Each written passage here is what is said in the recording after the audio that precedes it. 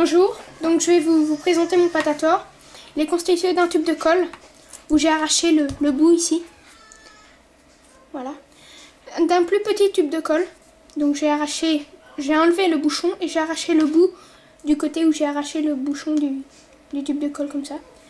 Ensuite j'ai mis un marqueur, tout simple, un marqueur au bout du plus petit tube de colle. Sur le gros tube de colle jaune, 2 trous, ici et là. Donc le piezo, le fil de fer qui s'en va dans le premier petit trou. Le fil de fer accroché à la partie métallique, ici. Très important, sinon ça ne marchera pas très bien. Il faudra mettre le doigt sur le fil électrique et donc ça fera un peu plus mal. Ensuite, le deuxième petit trou, ici, que l'on voit, là, ici, là. Pas très facile à distinguer, il y a du scotch dessus, mais bon. On voit les 2 fils à l'intérieur. C'est le fil qu'il y a obligatoirement sur le piezo. Si vous ne l'avez pas, c'est cuit. Donc là, vous voyez les deux. Ici, là, et l'autre là. Le fer et le noir. Et logiquement, si c'est bien monté, on doit voir une petite étincelle. C'est bon, vous la voyez? Moi, je l'ai vue. Ensuite, on referme.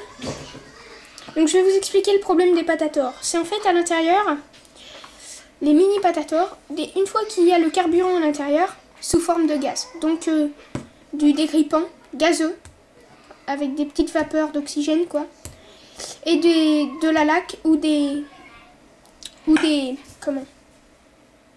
déodorants. C'est les produits les principaux les plus sains. Les produits pour toilette c'est pas assez, c'est trop humide donc ça marchera pas. Ensuite, une fois mis je vais vous faire une petite démonstration, ça sera plus simple.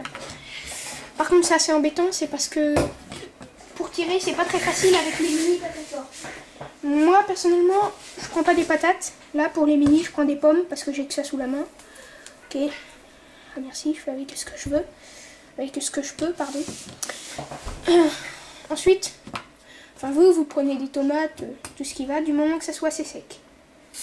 Donc pas les tomates, en fait. Ensuite, il faut de l'oxygène. Donc on souffle. Désolée, j'ai perdu ma pomme.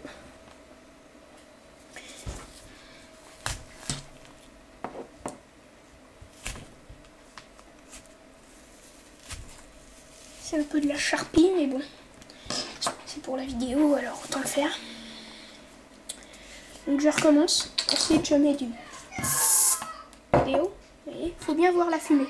Ensuite, vous soufflez 4-5 fois. De façon à ce que de l'oxygène rentre dans le petit tube. Et ensuite, vous tirez. Et voilà. Au revoir et bon tir.